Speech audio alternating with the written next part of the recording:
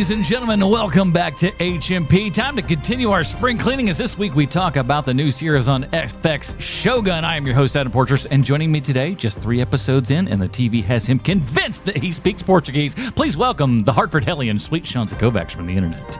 Why is it that the only those who have... Oh, never mind. And he's just here for all those flashy, loose-fitted kimonos, Bruce Leslie.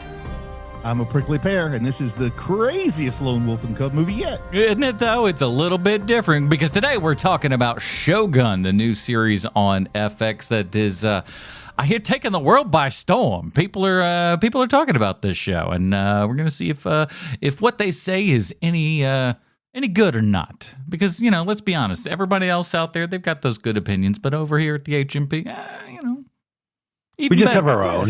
We have our own. We're not influenced by the outsider. No, we aren't. I wasn't so influenced by anything. I knew the name of the show, the fact that it was on FX, and that was it. I knew so little going into this. It was astounding. Did you know that there was a Shogun made in like the late 70s, early 80s? 1980 with Richard Chamberlain. Watched it in the living room of my trailer.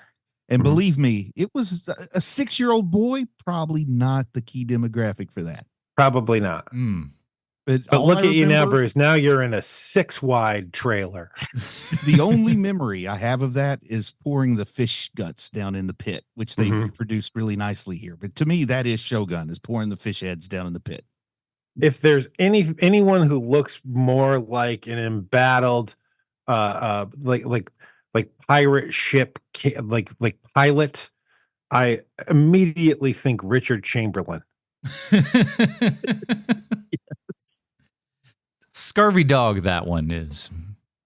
But before we get to talking about Shogun here and everything, we do have to say a big thank you to the people that support this show over at patreon.com/HMP. Those awesome people get pre-show, post-show, Dinger Zone. And this week's Dinger Zone is supporting Dinger Zone, everybody. And we're going to need some help from our people over at patreon.com/HMP who listen to that Dinger Zone. If you've got ideas and stuff, throw them our way. We always kind of like those and stuff. So, I'm being vague. Being vague on purpose. Yeah. And those of you who listened, give us your 2 bits. What you think? We'd like to hear the 2 bits from this because those people help sway the ship of the HHMP.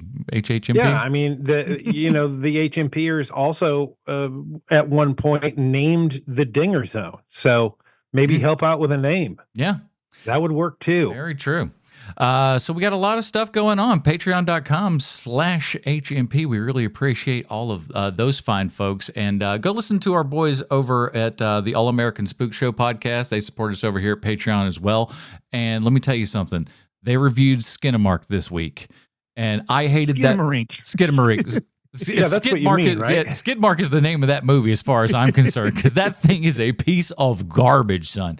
And I was so happy to hear them but they do when they're not just crapping on the movie the entire time. And here's the reason why I want to tell people to listen to it, because if you've seen that movie, you know that it's just a lot of shots of like blurry carpet and you're hearing like public domain cartoons going on in the background. That's the majority of that movie, by the by. But they read the plot on this episode and everything, and it is like, oh, there's an interesting movie here. Why didn't they show me that movie? It's like they couldn't afford the movie that they were. I was going to say they explain everything that happened just to the left of where the camera's centered. It's weird though, because like everything in there, you just go like, yeah, that happened. I remember seeing that. You remember seeing all of those things, but they're so disparate and weird and strange that you don't add any of them up all together. So I go listen to their podcast. It's a fun one. They, like I said, they talk about that and of course rate it and stuff. And it may not quite go where you might suspect. And that's the one with the 2 kids who were afraid, right? Yeah, stuck in a house or something. Yeah. The windows and doors and all this other stuff. All American Spook Show. I was like, yeah, Donnie and Josh are very afraid. Yeah, don't lock those guys up. So, and of course, why don't you email us over at hearmoviepodcast@gmail.com if you just want to say hi. Please do. I got to tell you, All American Spook Show is a great name. It's a great name. Great name. I've always loved that. I've always loved that name. They have excellent taste. They had me on as a guest once. Oh, yeah. So not that great. So, they had all of us on as a guest, Sean. Oh, wait a minute. That's true. they definitely have poor taste. If you too are a fan of poor taste, check out the All American Were Spook we Show on their podcast. show for real? We did a joint show. Remember? Yeah. Oh, okay. There was like seven people talking at once. That's right. I It was remember. awesome. Oh, it could be even. What was the movie we talked about? Dr. Giggles. Oh yeah. Was it really? Yes. Oh, wow. You're like a person with childhood trauma. You have blocked the heck out of that. I won't say I remember the only thing I remember about that show was that I was trying to give Adam crap because he didn't introduce them at the top of the show. And so we're like 15 minutes into the show and he goes, so the guys from the All American Spook Show. And I said, who? like to try to give Adam crap. And they took it as me being a jerk, which I am a jerk, but not for this one moment. I was trying to give Adam hell. And those guys were like, yeah, exactly. It was like the time that Adam Carolla, as a joke, said he'd never heard of Jim Brewer, and Jim Brewer took it personally. Who? Oh, no, that sucks. That sucks if I'm in Adam Carolla's camp right now. Yikes. I've always fancied myself more of a Jimmy. Hey, start squinting for me. In the book there you I go. never wrote, Adam Carolla took your gig from you, sweet Shanzi. All right, ladies and gentlemen, let's get down to it. Here's the IMDb plot line for Shogun. As we all know, IMDb 100% correct in everything they say and or do. An account of that is that's not the right thing. So I didn't fill that part in, but I did fill in the part that it was written by, based upon the novel by James Clavell, created for TV by Rachel Kondo. This is her first outing, so who's she kissing? I'm just kidding. And Justin Marks. You know what I mean? I don't know. I do. Yeah, you do. Justin Marks, who did Top Gun Maverick, not too bad. But wait a minute. Hold on. Yeah, he also did the Street Fighter Legend of Chun-Li, and the 2016 Jungle Book. So, hey, they all can't be winners. Is Rachel Kondo the person who told you how to like clean up your apartment? That's what I thought, but she's not. This is the only thing that this lady is credited for. I think that's Marie Kondo. Maybe that's her sister. Oh, that would be great. I don't want to be is like she that guy, how much but joy does this bring you? Yeah, throw away the toaster. It doesn't bring you joy. This toaster does not bring me joy, Chuck. I have so little joy. I need that toaster for bath time, if you catch me, Marie. She, like the weird rolling of all the clothes, that just seems like so much more work. Yeah. Yeah. And they're going to get wrinkled. Wrinkled That's is all how get I did out. it when I went to Madagascar. Yeah, I mean, that's like, I do that crap with like, gym clothes and stuff like that, but stuff you want to wear someplace, what are you doing? You're just balling it up and just cramming it into a drawer. It's like, but it looks like it's nice. It's got colors. Honey, unroll my tuxedo. We've got an affair.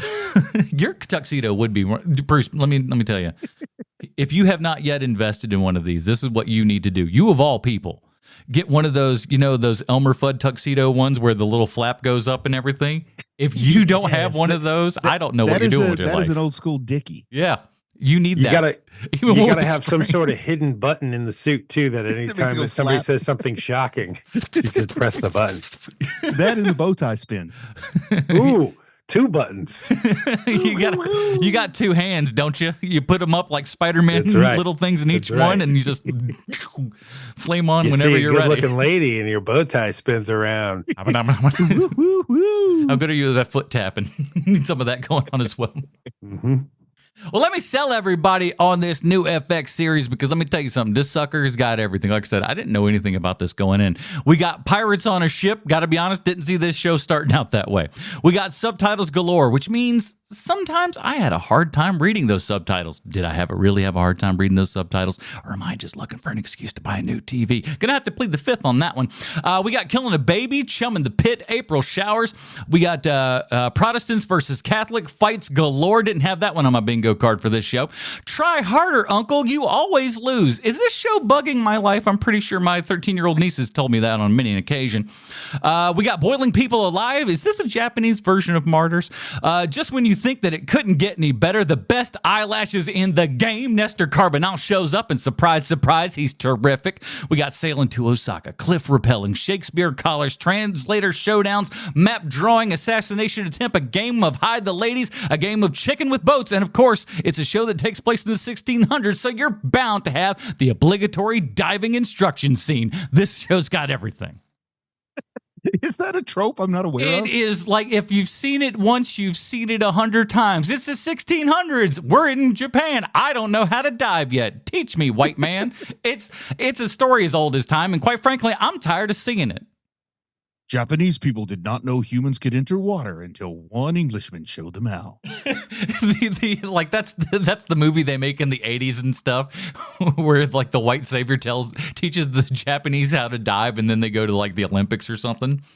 It's like The Last Samurai, where Tom Cruise teaches them karate. Yeah, but just this one, but with platform diving. Is the so first, my first question while watching this show: how badly did they try to get Tom Hardy to play the main character in this movie? Oh, or I am this show? so glad that you said that, because I'm watching this the whole time going like, man, Tom Hardy better watch out. TV Tom Hardy's coming for him.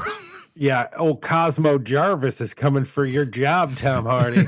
And anybody things named go Cosmo bad with has me on their Venom, side. things go bad with Venom. They're bringing old Cosmo Jarvis in. Do you know Cosmo was born in New Jersey? Yes, I did. Man, crazy. I thought he was born in Old Jersey because he's British. But I love the voice, man. Cosmo sells it with the voice. Yeah, because he sounds like Tom Hardy. Well, of course. Doesn't hurt. Only he's not Tom. See, I don't know when the last time was that I saw Tom Hardy not doing a cop accent. That's true. So I forgot what his real voice sounds like. It's true. It's like Peaky Blinders version of Tom Hardy here. Mm-hmm. Oh man, I'll be right back. I'm gonna go watch Peaky Blinders. Speaking of, it's not a bad idea. That's not a bad show. Although, like, I know this is going to seem like sacrilegious to some people, but like, maybe too many seasons of that show. Maybe too many seasons of that show. Well, I'm gonna check out the first season because I've never watched it. Oh wow, you're gonna like it. You should see it. Still haven't seen Fargo yet. Ooh, well, let me put it to you this way: first season is great. I'm really coming around. I think fifth season of Fargo might be the best season. I think it might be. I think about it a lot. I do. I really do. Because I'm like, man, that is the prettiest show. Like, it's even prettier than this show, which is gorgeous. Yeah, that was one thing I was shocked about this show, is that it's like they spent money on this show. They did too. It is crazy. Who's the Boss really hit its stride in season 9. Mm-hmm. You wait till it gets good. Finally, but we did not ever learn who was the boss. Mm-mm. Yeah, in season 9, Mona marries Danny Pinataro in a strange turn of events. Wow.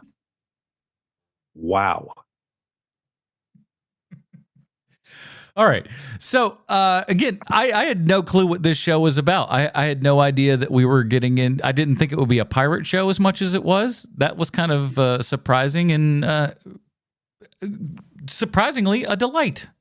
You didn't read the 1,200-page novel that this show is based on? I didn't read a darn word. I knew the word Shogun. If there's any younger people out there, they need to know that Sean and I grew up at a time when a 1,200-page paperback would be at the checkout aisle of the grocery store because Shogun was there, and it was true. Like this. It was like the size of a box of cereal. Yeah, it was enormous. And then something your mom would read at the beach in like 2 days. And this is going to go by 90% of our audience, but I can remember being a kid and being very, very upset because Shogun was getting a miniseries, and for some reason I had it in my head that it was Shogun Warriors that was getting a miniseries, and the fact that it wasn't. Talking about a bait and switch. Oh man, I was so mad. Some old gay guy shows up on my screen. I'm like, this is not Shogun Warriors. Get out of here. This isn't even Tanzor Z. So yeah, I had like zero expectations going into this thing. Didn't know nothing about it, and quite surprised. I didn't know like all the religious stuff kind of threw me for a loop. I didn't. I have pretty much zero memory other than the fish heads of the old Shogun. So I had no idea that you needed to have a decent knowledge of the timeline of the English Reformation to understand this. Because this happens 200 years before, and everybody's Catholic. Mm-hmm. Yeah, that's where I'm like. This one of the things that I really that this show secretly is a show about manners. because no one is ever saying what they mean when they speak. Specifically, with the exception of Blackstone. Blackstone is basically the dumbest character on the show. I love him. I love dumb guys. And he's the main character. Well, he's one of the main characters of the show, and he's the white guy who doesn't know anything about Japan and blah blah blah blah blah. But everybody else on the show, they never say what they're thinking. Like you figure out what they're saying because it's like it's a society of manners and cleanliness, and so basically you're watching like Pride and Prejudice just with an Asian backdrop to it. And it's kind of like, it took me a long time to care for that sort of thing on this show, because I started watching this without, like, I watched like the first I watched the first episode and was like, oh, that was really slow. Like, that was a really slow episode. It's beautiful. I'll get around to it if I get around to it, to watching this thing. And so I kind of just kind of let it fall by the wayside, because it is a very slow show. It's why they do the Game of Thrones trick on this show, where like, we are going to show you something horrific, and then we're going to get back to the manners. And that's kind of what the show is. I think Game of Thrones is a really apt comparison. This is Game of Thrones without fantasy elements, which I would think appeals to you, Sean, because it does. The fantasy elements totally were your least favorite on Game of Thrones. You are right. But I love this setting. I love feudal Japan, stories and I've never actually been to feudal Japan, but I love stories that are set there. Manners and honor and rigidity, is a hallmark of that time period. We even see that by the way that things proceed on Lone Wolf and Cub. And the whole point of that film series is Lone Wolf says, screw your manners, I'm going to hell. And they have fun with turning it on its ear. But that is just like a core aspect of this time period, and it's part of what I love. The whole thing they talk about, I think later on, maybe in episode 2, about every person has 3 hearts, and that third heart is hidden deep inside you, and you can't let anybody know what you really think or feel if you want to live. And as a kid who maybe grew up under not the best circumstances, I felt that way sometimes. So I love that 3 hearts thing. I'm just glad it wasn't like a 5 stomachs kind of deal, because that would have been a weird. That's Toranaga who says that, right? Oh. And I mean, Toranaga is the one character who, like, you have to really be paying attention to know that guy's motivations, number one, but 2, like, oh, this guy is buried deep in the performance by Hiroyuki. Is that right? Hiroyuki? I couldn't tell you, man. I'm sorry. Hiroyuki Sanada, like, he's doing an amazing job in this movie. First of all, he's playing somebody who's like 25 years old or 30 years older than he actually is, which I think is amazing, because I believe it. It's not I had no idea there was an age gap there. It's not like watching whenever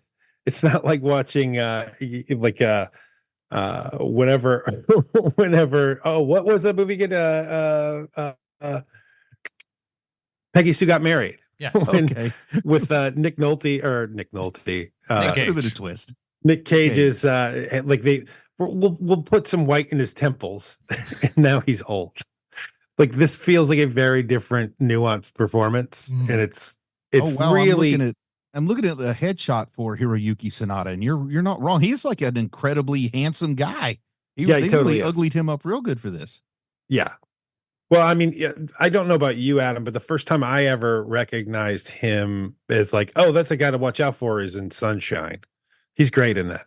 Yeah, I mean, I think I was trying to remember where I first saw, like, the first thing I could kind of remember him from was, like, of course, you're like Wolverine. He was in those movies and stuff. But yeah, he's one of those dudes who's like, there's a reason why you look at him and go like, he looks familiar. There's a reason. He's been in a gajillion things, and he's like in them for like maybe 5 seconds. But he is one of those dudes who's like, what, 114 IMDb credits or something like that. It's crazy. Yeah, he was in Bullet Train, and I didn't even recognize him. Yeah, he's in Mortal Kombat. He's Scorpion in Mortal Kombat. Yeah. Ah, yes. I mean, like, the guy's in just about, like, he's everything. But like, when you see him on screen, you understand why. It's like, this dude's got a lot of gravity to him. He was in one episode of Roar, Doberman Cop. Man, First of all, Roar, Doberman Cop sounds like a great movie title, but that's it for a television show, though. I don't know how far you can go with it. He was in an Asian adaptation of Fall Guy. Listen, that one's coming out. That movie looks pretty good. But so he's great in this. I think you're right, Sean. The manners. I love the some of the moments of like translation and stuff like that. There's a scene where they go through and they have a translator in the middle of it, but the way that it's shot is goes through, and she's, we read each sentence as it's kind of going through and having that translation, and then we get to the point where the actor is just looking at the screen saying his lines, the other actor is saying his lines, we're reading his lines, and we're not having to listen to the interpreter. It's as if, we just cut all that junk they're having a space conversation out. back and forth. It's right. really great. And there's a couple of, there's obviously movies and stuff that do like neat things like that, like your like Hunt for Red October, your Valkyrie, stuff like that, where they'll start with like an English thing and then translate over, and then just like, this is how it kind of works now. And we do the same thing obviously with Portuguese for this. So we're just like, okay, listen, Portuguese is going to be English. It's going to be tough enough to sell Americans on reading subtitles in their shows to begin with. We can't have them reading it for the entire bloody time. They'll completely tune out. So can we get some English in there, please?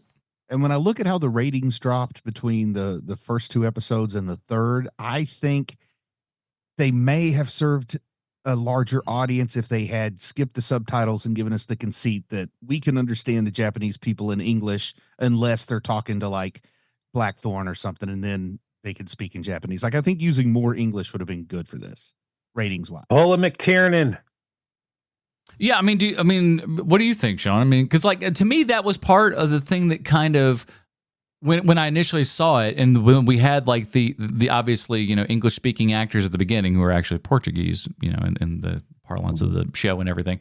But as that's going on, I was like, oh, so there's going to be a lot more English in this show than I figured. And then when we see all of, how are they going to deal with the language of the other folks? And then when we get there, it's all subtitled. I'm like, it feels like that's correct. I think anything today, it's tough unless you do like that, like you said, that specific kind of McTiernan sort of thing. You're not really. It's tough to do that these days, though, because everybody's like, it's not authentic. You're whitewashing them or some bull crap like that. Well, keep like what people are going to think about it aside. Like, just make your show or make your movie. Like, don't worry about that. Number one, to me, like make the what you think the best version of this is. For me, I think that they're doing it. For my taste, they're doing this correctly. Right. The problem is that the reason why they're having all this drop off is because it takes work to watch the show. Like you can't just passively watch the show where you're messing with your phone and you're playing games on your phone as you're watching TV, because you won't understand what's happening. I think that a lot of people were turned off by that when they're watching the show. But here's the good news is that this thing is going to be one of those shows that's canonized forever. Like if they continue on the path that they're on, like unless it's a real horrific ending like Game of Thrones ending where it's just so poorly done that everyone just forgets about the show, then you're going to have something that for years to come people are going to be saying, well, like a great miniseries, like Shogun. And fortunately for Shogun, the story is complete, so they don't have to make up their own ending like Game of Thrones. Right. So I take some of the hate away from D&D as time goes by. But yeah, they as I've said countless times previously, like it is not their fault. They did set me up. They did set me up to expect chowder buckets with the first episode, and I did not spot nary a bucket in the next two episodes. It's true. And so that's when I thought they were really going Game of Thrones, because Game of Thrones gave you robust chowder buckets in the first 5-6 episodes to get the pervy crowd hooked. The robust buckets, as it were. It's cliche for a reason. I think that I'm sorry, I should say sake buckets to be more respectful. Yeah, that would make more sense. The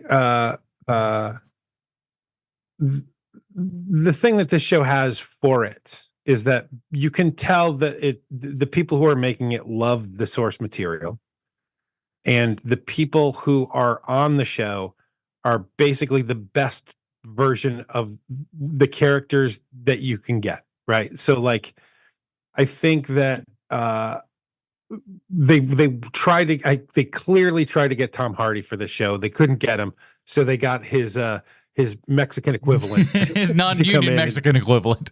Is the Steven Spielbergo of Tom Hardy's is who they got for this, and he's good. They like you, but you bring in Carbonell for the Portuguese version of him. Yeah, and you guys are probably not at all shocked that that's my favorite performance in these first 3 episodes. I love what Carbonell's bringing. He's so good. Well, he comes in at the perfect time, right? Because things are going so slowly by the end of the first episode of the show that when they bring him in, it's like a shot in the arm when he shows up. Mm-hmm. Rodriguez, yeah, and he's just got great attitude. He talks 100 miles a minute. You don't really know if he's a good guy, bad guy, which means he's probably somewhere in the middle. Carbonell lets himself be roughed up, and I'm not distracted by his gorgeous eyelashes for the first time in my life. It's a shame that every time Batman was on stage or on the screen, I totally forgot what else was happening in the show.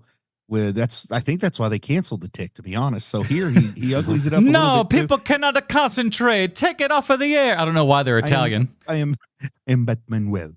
But anyway, I love Nestor Carbonell in this. This is my favorite Carbonell role all time. Stamp it, seal it, sign it, send it to Mr. Carbonell's people so he can send me. He's got that great beard and everything, and like it's a Han Solo vibe all the way. He's a real scummy kind of dude, but you're like, I kind of like him though.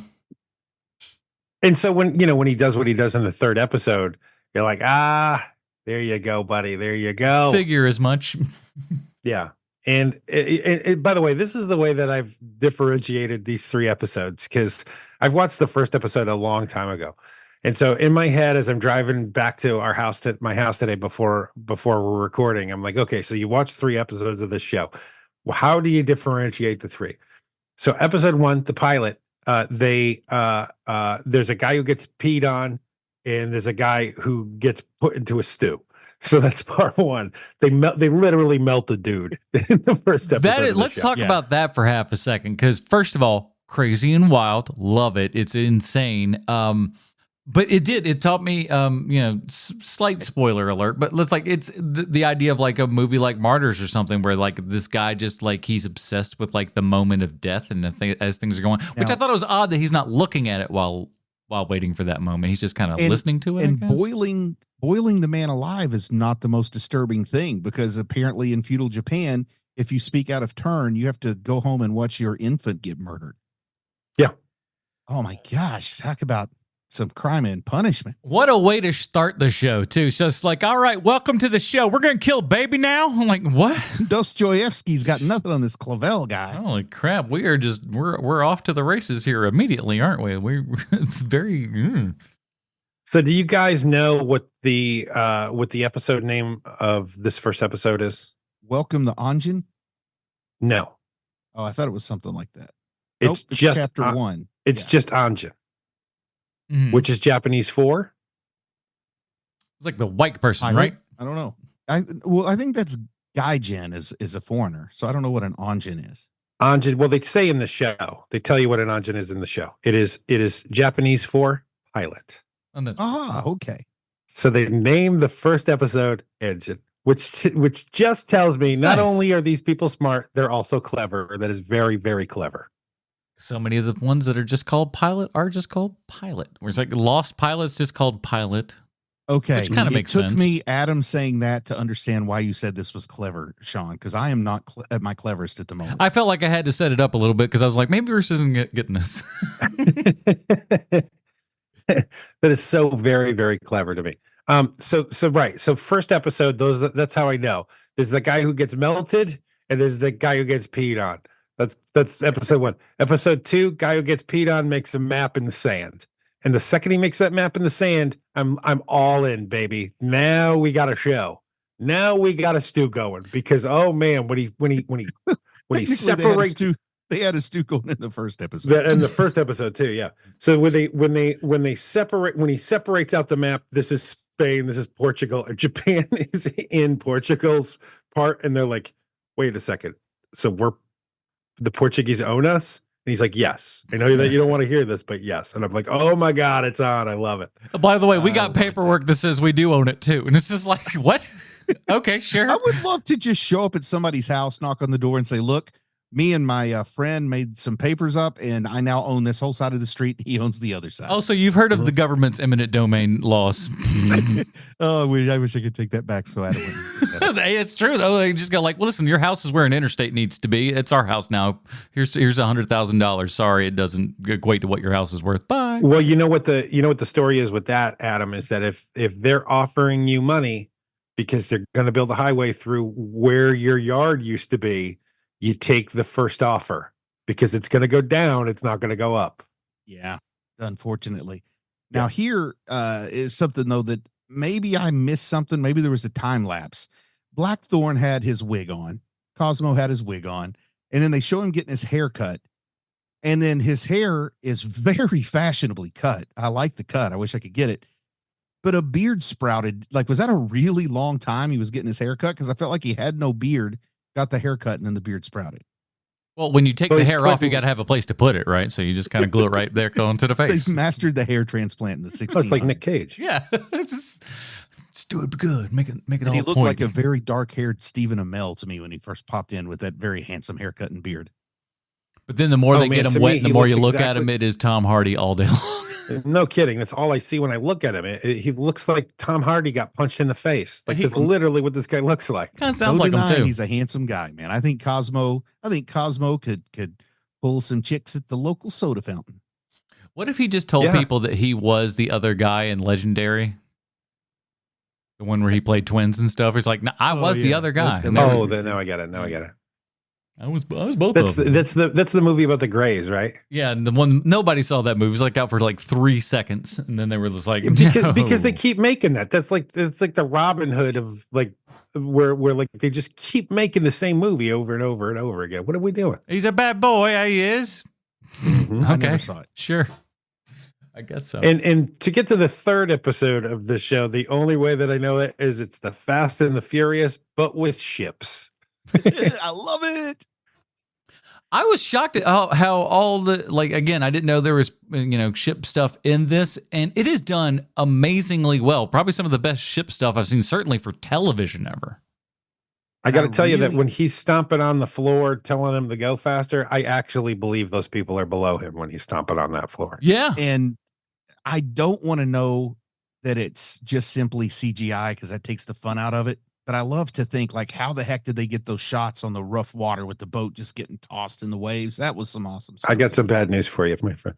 When they were on that boat, that was a set. Now, I will say some really good, cool shots and stuff while they're on the boat and all the waves are crashing and stuff. Like, I noticed a really good wave crash dissolve, if you will. This wave comes over, hits the thing, and then as the wave decedes down and everything, we're into the next shot that's like on the floor. I'm so mad at myself. I didn't notice that. It was so good. And I'm just like, man, cool. they know what they're doing over there. That's what clever boys. I call that slick editing. I was just like, dude, they're good job on you. And that's one of the things where there were just so many times in this where I was just like, oh, they're making a lot of smart, interesting decisions for a show like this that I don't think you normally would. Man. It does. I'm a sucker for it. I'm a sucker for the image, the the visual aspects. Yeah. Now, there was a question you asked in our text chain there, Sean, that maybe it's time to address that to Adam now. Oh, right. So, Adam, what? I mean, I just don't want to say up for the kill. That's okay. I'm trying to be a better co-host, as we all should try to be better co-hosts. I'm going to but the music on the show. Let me just tell you what I think. Mm-hmm. I think the music on this show is, for the level of show that this is, it has the lamest soundtrack. It's so boring. It's like I can't even think of what it is right now. I have no idea. Like, it's just so tepid water. Like it suits it just fine. But there's nothing to recommend it at all. Like, there's nothing where you're like, what, like, wow, I'm really into this because of the music, right? Like, there's no moment like that in the show. Bruce, so what do you think of it? Well, Sean, I hate to call you the ignorant person you are, but Oh, wow. Atticus Ross has won a couple of Academy Awards at this point. Look, I know Atticus Ross is behind this, and I know who Atticus Ross is. But I'm wondering if maybe because he's so overworked, because his filmography now, within the since The Social Network, he's probably worked on 150 different movies since close, then. Yeah. He might be out of ideas. I think you are correct in as much as there's no kind of overall arching theme within certain things, and that would be nice to kind of I'm sure Game of Thrones had this at some point where you're like, oh, you're over at this house, it's kind of this vibe. You're over at this house, it's kind of this vibe as far as music and stuff goes. So there's nothing here that kind of at least jumps out and differentiates like that early on, at least. I at least found it suspenseful enough and, lively enough. And it didn't feel like, not placeholder, but kind of junk filler score. That's what I mean. I didn't feel that. That's the perfect explanation for it. It is junk filler to me, it feels like. There was to the point where I literally looked it up because I was like, who is in charge of music on this show? This is awful. I was blown away that it was Atticus Ross. Maybe he just needs Trent Reznor. One small point, I think in episode 2, where some industrial synth came onto the scene, and that was the one part of the music I thought was interesting. Wow. The rest I found entirely forgettable. Yeah, I'll have to go. I'm I listened enough, and I thought it was, it's serviceable, but certainly nothing, stands out. But I wouldn't go as far as call it abominable. My goodness. I don't think so either, but it really is the weak link of the show to me. I think the actor, the acting is great. The writing is spot on. I think that I don't see where they're cutting corners on the show, and maybe it just might. Well, no, you don't bring in Atticus Ross because you're trying to cut a corner. No, that's I need to pay somebody some money. So yeah, right. I mean, the photography on the show is great. The set dressing on the show is great. I can't see where, what to me, the only weak link is the music on the show. I would have liked it if they pulled in a Japanese composer for this to kind of make it feel a little more authentic. Toho has some great composers. I mean, did you have any problems with the music in Godzilla -1, Adam? It's not like. The only thing that I truly remember is kind of your more overheavy Godzilla theme and stuff, which was great. It sounded really good from what I remember. But then again, I mean, that's already kind of an established thing. That's more of a compositional and mix kind of thing, I suppose, at that point. But I don't remember any of the other kind of original stuff. No complaints. No complaints. Yeah. Godzuki -1. Godzuki -1 would be hilarious. First of all, if somebody ain't drawing that, and I can't believe that's the first time something like that's just been thought in my head. Good job on you. But Godzuki -1 would be hilarious. This is a Saturday morning cartoon show for kids. Not so much the score, but the soundtrack could have been baby metal. That would have been authentic. Meh. Sound-wise, though, some good stuff. I love when all the flaming arrows and stuff came by. A lot of kind of swooshing by the back of your heads and stuff like that. Real cool. And again, I one of the cool parts about this, and I like the setting where we're at kind of the 1600s here. We're in that era where a lot of the world has kind of been discovered, but still not quite. Not everybody knows about everything. And I like how both sides each look at each other as if they are kind of the lower form of everybody. And it's just how people look at outsiders and stuff like that. And again, all the politicking and games and stuff that's going on. And we mentioned Game of Thrones. This feels like it is that built for somebody who likes that kind of stuff. That kind of here are the politics of these things, and we throw in a couple of cool, awesome battles and stuff where things are bloody. Maybe they it's FX, so they're probably not putting in as nearly as many chowder buckets, but still get enough of everything else that you're looking for. I think I don't sit there and go maybe there could be a little bit more gore, because there's one scene where they behead somebody, and it's just kind of there's a pillar that's in the way, so you don't really see it. So I mean, not that I'm oh, gotta see a head fly off, but if you're in for a penny, in for a pound, says I. Oh yeah. But there are a couple of scenes. I do like the random head flying off as he's walking by. That was a pretty nice effect. It caught me off guard. Oh yeah. But there are a couple of scenes though, and they're meant to be shot this way, but like it feels like it's a little bit more boring. Where there's just some of the sword fighting and stuff seems like a little stilted as far as like the camera work goes. The choreography and everything is fine, all that works and it's there, but the camera kind of just sits, and it doesn't sit in a fun way, where it's just like letting you just kind of go, Yeah, we could have used some cuts as opposed to just staying wide, you know? The shots do feel mostly like old-fashioned single camera tripod setup. I don't see a whole lot of tracks being laid down. No, I don't, and that's what I'm saying. I don't need that. That's certainly not what I'm asking for here, but just I don't know. It's the way they shot it on purpose, clearly. So I'm just kind of nitpicking. I want to thank you guys, because prior to being on this podcast 10 years ago, I'd have no idea what any of that meant that I just said. Hey, listen. It's always about growing and learning more. This has been my film school, people, so you can thank Adam and Sean for the quality of Werewolf Fighter. Where's our credit in the movie, by the way, for our creative thanks at the very end? No, a creative consultant is what I think we were both aiming for. I'll at get this you on point. the sequel. So, yeah, thank you.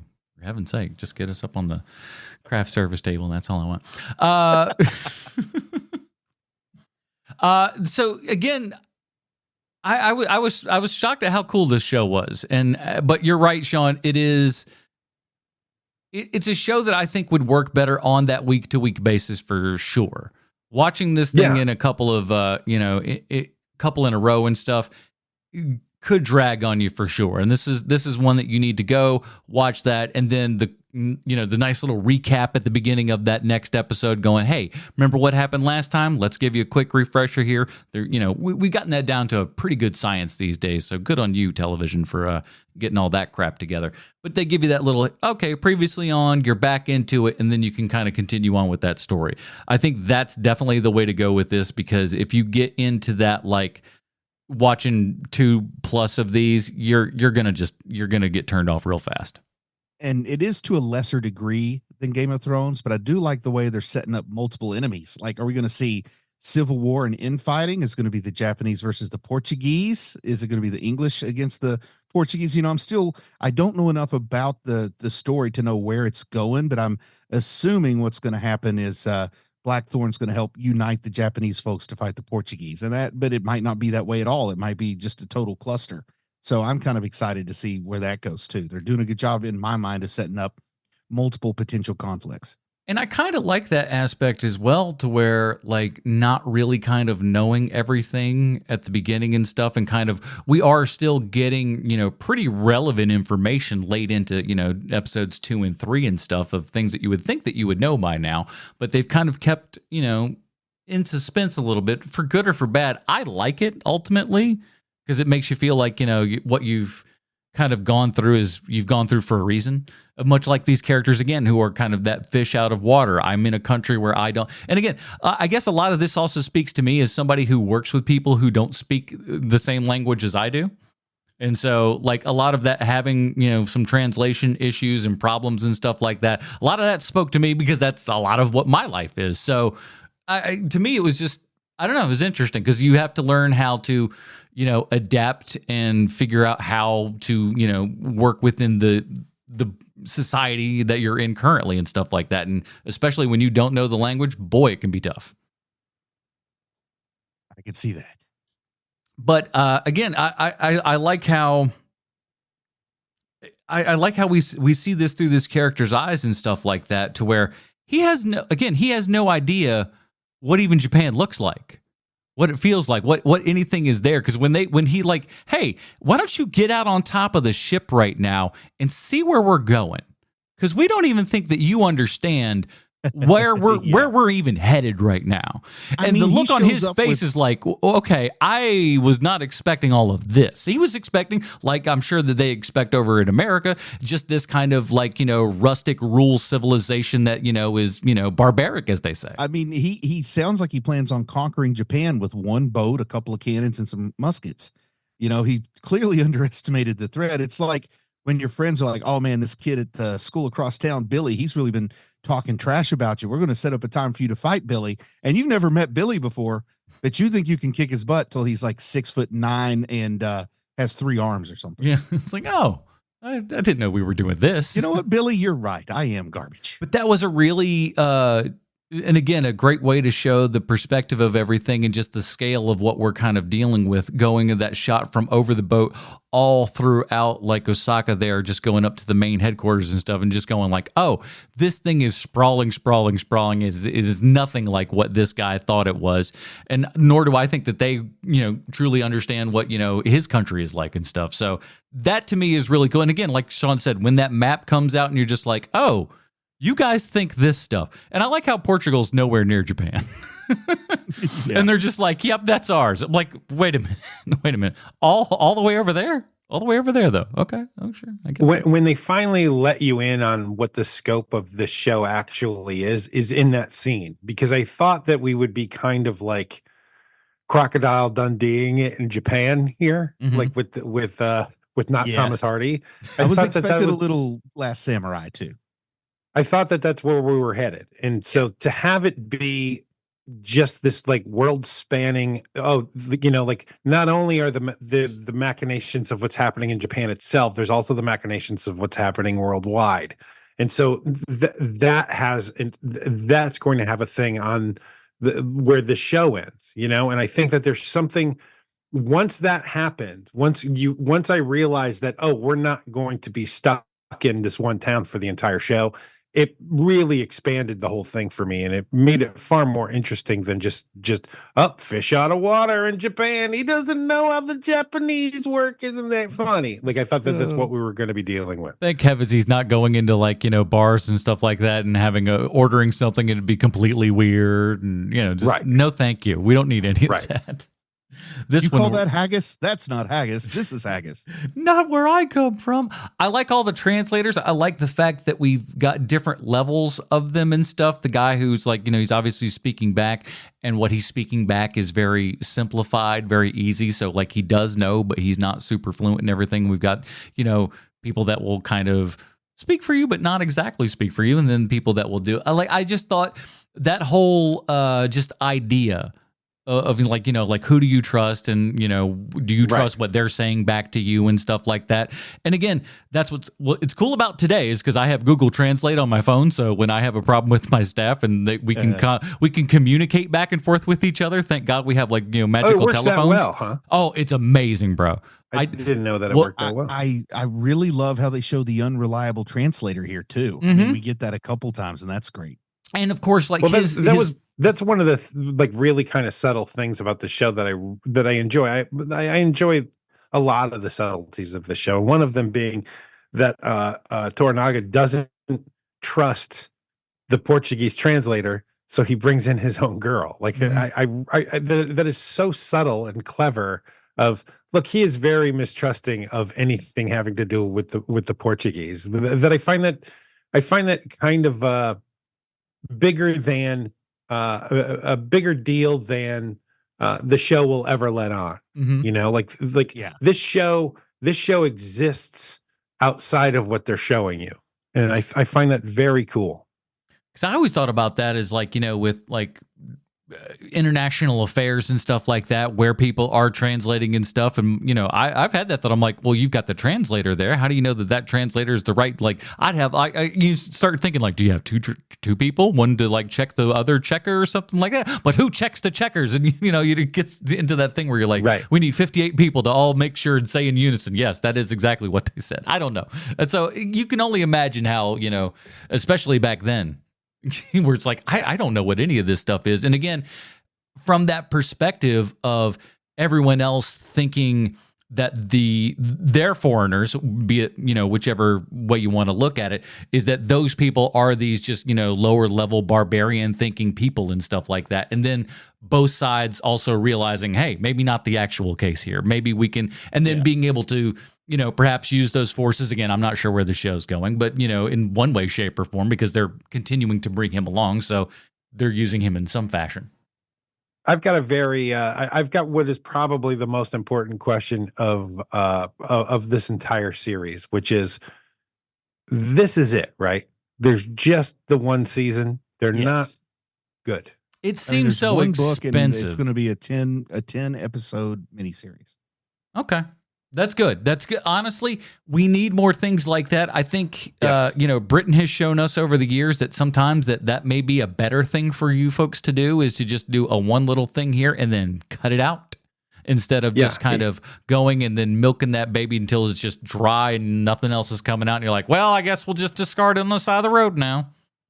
Yeah, when you learn that the British Office was just 1.5 episodes. Yeah. But listen, I mean, at least the American, which is still going today. At least they finally did something different with it. I'll give them credit as far as that goes. They at least, went a different direction eventually. Yeah. But, with this, I can't, especially when you look at it, this thing costs so much money. I'd love to see a little behind the scenes thing, because like Bruce said, there's a lot of things where you're just going, where's the CG? Where's the set? Like, is there set extensions for stuff? What did you build? What did you not build? And that's a good sign. I think it's pretty easy to spot, though. I think I think that for the most part, anytime you're seeing the cityscapes, like, well, clearly. Well, yeah, you're like I said, that big kind of tracking shot in there. They didn't build the whole flipping, Japan, Osaka. Modern day Tokyo does look different than it's depicted in this show. No, listen, that's just exactly as it was. They have a historical preservation society over there that's pretty strict. Let me tell you, they did build out a lot, though. Like, I'm surprised by how much they actually did build. Like, there's a lot of actual scenes and sets on we're not just like outside, right? There's craft to even what they're doing outside. Even there's they're dressing this joint up. They're on the Lone Wolf and Cub backlot. No, it's better than that. It's much better than that. It's way better than that. It again. It is funny because you look at that and I just kind of go like, oh, this is like, what a weird idea that like you could have like this whole city and stuff. Like if you built something like that would be like the Shaw Brothers dream of all dreams. Just going like, oh my God, look how good all of this looks. You got to think that it's some point probably somebody wanted to do that, because when you had those two western towns and outside of Hollywood, right? Like there had to at some point have been hey, this is feudal Japan. Well, I mean, they had to have had that. I mean, they did it. The Shaw Brothers Studios had a whole bunch of cities and stuff that were all kind of their go-to. You'll see a lot of sets were used in those movies. Yeah, did they have a backlot? Yeah, it was a whole backlot. Mm-hmm. Oh, they did. Oh, yeah. Where was this at? Hong Kong, I'd imagine. Okay. But I wasn't familiar with the Shaw Brothers, so I was. Oh yeah, so they trust me, they were like, it's the Shaw Brothers logo looks like the Warner Brothers logo, kind of for a reason. They're kind of like the Warner Brothers of Japan in a lot of ways. They have a reproduction of Akron and Dayton. This is where a guy gets kicked in the alley in The Godfather. It's just the same thing. We just dress it different here. All right. Before we get to our final review and recommendation, we do have to ask ourselves, how does this FX series relate back 1-to-1 with Sylvester Stallone? Why, thank you, Adam. I have a prepared statement. Oh. Good evening, Mr. Stallone. It's your old pal Sean here. And this week I'd like to talk to you about the production designer on Shogun, Helen Jarvis. She's been working on TV and film since 1986, which is so long ago that if you wanted to see Beverly Hills Cop 2 at a movie theater, you would have to wait in line. Helen Jarvis has been in the business for so long that she worked on Look Who's Talking, and she'd already been in the business for 3 years. In 1993, she would move up to art director on a little movie called Ernest Rides Again, which I've never seen because I've only seen 2 Ernest movies, Ernest Goes to Jail and Ernest Scared Stupid. And I don't know if I'm correct about this, but it feels like those are probably the 2 best. Mm-mm. She would stay an art director for the next 30 years and finally got her big break on this TV miniseries we're reviewing today. Wow. That's some trench work, baby. Holy cow. But way back in the year 2000, she was the art director on a movie that has come up so many times on this show that I'm starting to think maybe we should change the name of the segment to How Does This Movie Relate to Get Carter? Because over the years, the amount of professionals who have worked on that show is stunning. And Helen Jarvis is no exception. She was not only the art director for Get Carter in the year 2000, she was also the art director on the movie Reindeer Games. So Helen Jarvis had worked on a lot of high-profile mediocrity in the year 2000. And that's your Stallone connection, production designer Helen Jarvis. I hope to hear from you soon. Your pal, the Hartford Hellion. Do you think so Cosmo Jarvis, a little update before we get into our Robin reviews, all the Tom Hardy talk, I just had to dig. He was in season 5 of Peaky Blinders as a character called Barney. So I bet that was confusing. Probably his brother on the show. Before we let's get to it. Here at HP, we have our own patented Robin rating system. Bruce, well, yeah, let's go ahead and do it. What do you recommend? What do you think? What do you like? I don't know what the hell we're going. I enjoy the visuals. That goes a long way. I love historical fiction. I like this feudal Japan setting a lot. I like Cosmo, man. I like Cosmo's voice. I like the handsome guy who uglies it up to be Tokunaga or whatever. I am enjoying the intrigue, the Game of Thrones set in the real world instead of the fake world. And I'm going to give it a solid Tim Drake. Yeah. Sean? Yeah, for me, it's a Tim Drake also. I'm getting the sense that you guys probably like this a little more than me, but I do like it. So for me, it's a Tim Drake. I think that the performances are really what puts it over the top, especially the guy who plays Toranaga. He adds so much gravitas to that performance, and he is truly like I think they're going to play him to be the main character on this show probably, and that's the smart play. And the only reason why I think that is because he's also one of the producers of this show. By the way, show has 22 producers. Gotta get your finger in the pie, baby. Man, you want to talk about a grift? There's your grift. Mm-hmm. 22 producers. Oh, okay. Hey. Put my name on that. No. I did. Come on, I did a little bit of work, right? That means they divided it up, and over a 90-day shoot, they each only had to be there for like 3-4 days most. I guarantee you that of the 22, there's probably 3 producers who are on set. Yeah, I was going to say 2, 3 maybe, but the rest of them are just sitting back going like, I work in Hollywood. I'm in the FX offices where no one lives anymore. So this is just where I hang out all the time, and I just put my name on things that I have nothing to do with. I slept with James Clavel's nephew, so now I'm a producer. It happens. Yeah, Tim Drake for me as well. It's good. I enjoyed it. It is it needs to be a weekly show for me. Just kind of watching back to back, not overly productive. But I did enjoy what I saw, and like this kind of stuff is up my alley for the most part. Will you continue watching it? I think so. I will try to again. It's one of those things that you have to just make appointments for stuff. Sure. Because if I don't do that, I won't do it. But what would we say? There's only 10 episodes in this bad boy? I believe there is just the 10, yes. And it's just going to be that one. See, that alone gives me a little bit more hope that I'll actually go and do it, because it goes, all right, listen, I got 3 out of 10. We got a couple more, no big deal. Next thing you know, you're finished. So to me, that's fine. And I would like to see where this is going, because it is intriguing enough to get that for me. So we'll do that. All right, that is also because I just want to check in. We haven't talked about this for a really long time. How many more episodes of Shadow Man have you seen? Oh my! What was that? Oh, Nightman. How many? Not any.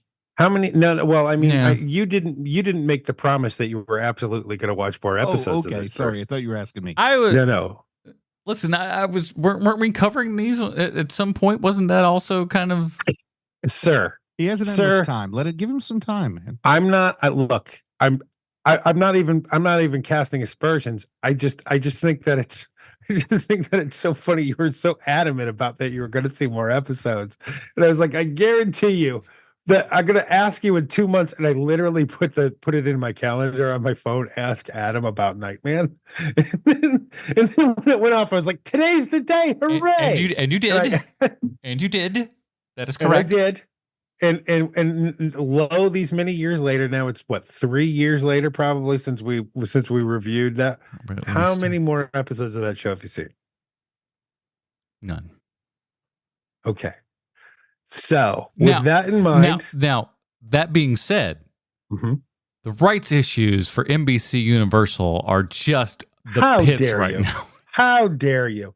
Although I will say that it is good of you that you just freely admit, instead of making some stupid joke like Bruce or I would do, you immediately just went, "Yep, not a one." So good on you. The reason why I'm bringing this up now is only because, look, you say that you're going to watch more episodes of this, but you did give it the caveat this time of it. You've got to make an appointment with yourself to do it. It's true. And I'll be honest with you, I think that where this show is headed, you're probably not going to have enough time to do that.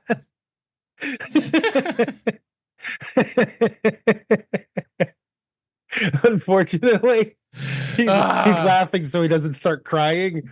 Well, I can't talk about it. We'll talk about it off of the main show. yeah. So we'll do that. Well, listen, here's the thing. Let's wrap this show up. We'll do that. And here's the thing. How do you figure out what the heck we're going to be talking about? That's how you go over to patreon.com/HMP. Boom! That's how you do it, everybody. And you help to support the show as well. And if you do it at any time, you know when you should do it? This week. You know why?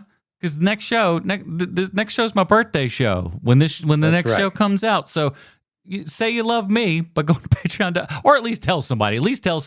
And as such, if we can, I certainly like to try to review what we might think would be a decent movie on my birthday time, because I don't like to watch bad crap on my birthday. I'd like it to be good if at all possible. And I think we may have a winner, because next week, starting on Friday, Late Night with the Devil.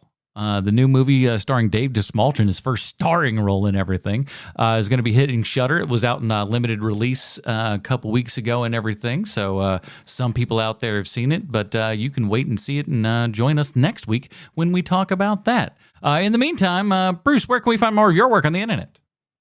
Werewolf Fighter is back on YouTube. You know, I had it down long enough for the festival obligations, and now it's back up, and you can check it out. So go to Bruce Leslie, or anime. What is it? YouTube.com/Bruce Leslie or @AnimeDad on YouTube there, and you'll find it. Or just type in Werewolf Fighter on YouTube, and you'll find it. But go check it out. It's back up for public pleasure. If you haven't pleasured yourself publicly to it yet, please do so. And or click the YouTube link there in our show notes. Sean. Hey, when is the Acolyte coming out? Do we have any idea? June or August. I don't know why I think either one of those things. Perhaps I'm right, perhaps I'm wrong. I'm pulling them out of my butt as we speak. So whenever the Acolyte comes out on Disney Plus, we are going to have a brand new 30 question show called The Acolyte 30 Questions. And look, I'm not going to make a promise with you. I'm not going to promise that the show is going to be awesome, because it's still during that phase of we got to have a new Star Wars every year, and so the results vary on that show, on those shows. I would go so far as to say most of them are bad. However, I'm willing to give the Acolyte a shot. Yeah. I don't know if I would have been able to give it a shot right after I watched Obi-Wan. Yeah, if it would have came out right after Obi-Wan, I think 30 Questions would have just been shut down. 30 Questions Star Wars shut down right there, because it's just like, no, we aren't doing this anymore. But you gave us a little time to heal. Snowpiercer. You gave us time to heal, and that was nice. Thank you. Yeah, and thank you for Andor. Yeah, that also kind of brought things up a little bit, so good on you there. You know, it's kind of the problem with all of these Star Wars properties is that there's so many of them now that, like, every time you're like, I don't want to see that. I think that the Star Wars shows on Disney Plus are garbage. Someone always has to say, and sometimes that person might even be me, but what about Andor? What about the first season of The Mandalorian? What about almost all of the second season of The Mandalorian? And then people are like, yeah, those are cool, but what about Obi-Wan?